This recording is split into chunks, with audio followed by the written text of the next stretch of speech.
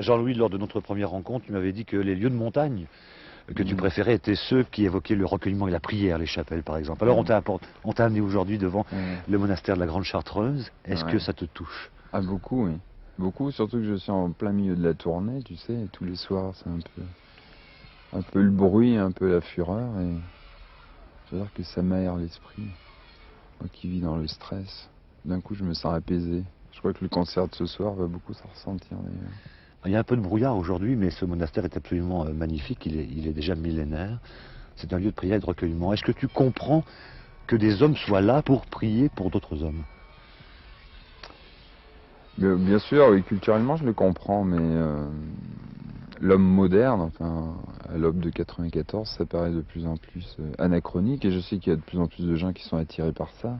C'est vrai que l'austérité de cette vie, enfin l'austérité apparente en tout cas de cette vie, dans notre vie de distraction, paraît un peu surnaturelle, mais heureusement qu'il y a des gens qui ont le courage de venir ici, je crois. Et qui travaillent, on entend une scie d'ailleurs en ce moment. Ouais. Jean-Louis, pour associer chanson et prière, et tu aimes souvent le faire, est-ce que dans ton dernier disque, une chanson comme Montagne est une prière, ou j'allais dire plutôt une supplique? Oui, c'est plutôt dans la supplique, oui. Plutôt dans Murat en plein air, on était plus dans la prière, là c'est plutôt dans la supplique, c'est un peu plus incarné comme chanson. Mais non, je maintiens que la vraie chanson a vraiment une vocation de prière. Jean-Louis, pourquoi cette chanson Montagne? J'allais presque dire pour qui? Dans la forme, en l'occurrence sur le disque, il est dédié à mon grand-père, donc il s'appelle François B. C'est vrai, tu sais que mon vrai nom de famille est Bergeau, et que dans mon nom il y a la racine montagne, bien sûr. Et puis, dans un premier temps, l'idée d'écrire cette chanson-là, je crois que c'est une chanson écrite de nuit, une nuit d'été. Je me souviens, il y avait les vaches en face de la maison, il y avait les montagnes que tu connais là-bas. Et donc c'était plutôt un sentiment difficile d'osmose, le fait de se retrouver, d'habiter à la montagne. C'est pas toujours aussi facile qu'on le croit, et le côté paralysant parfois que peut donner la sensation d'habiter une vallée particulière, et on se dit je vais jamais en sortir. L'idée c'était plutôt ça. Au moment où ce disque sort et où Montagne apparaît d'une manière en toute clarté, j'allais dire, dans tes chansons, tu sens pourtant t'en éloigner un petit peu. Est-ce que c'est de la montagne ou de l'Auvergne que tu t'éloignes? C'est-à-dire que j'ai l'impression de me retrouver coincé dans des clichés faciles de la montagne, je revendique quelque chose que je vis pas vraiment. Voilà, comme on aime beaucoup avoir des fermes, on tape la ferme, il n'y a pas d'animaux, donc une ferme sans animaux, ça veut rien dire. Donc j'ai l'impression de vivre avec les vestiges ou dans les ruines d'un décor que je peux pas vraiment habiter. Et donc voilà, c'est un sentiment d'inconfort. Des fois je me dis, tu ferais mieux d'habiter à New York, peut-être que tu serais plus utile à tes congénères plutôt que de meubler ta maison comme on meublerait un musée de l'Auvergne, et ça fait pas vraiment avancer les choses. C'est une petite satisfaction égoïste.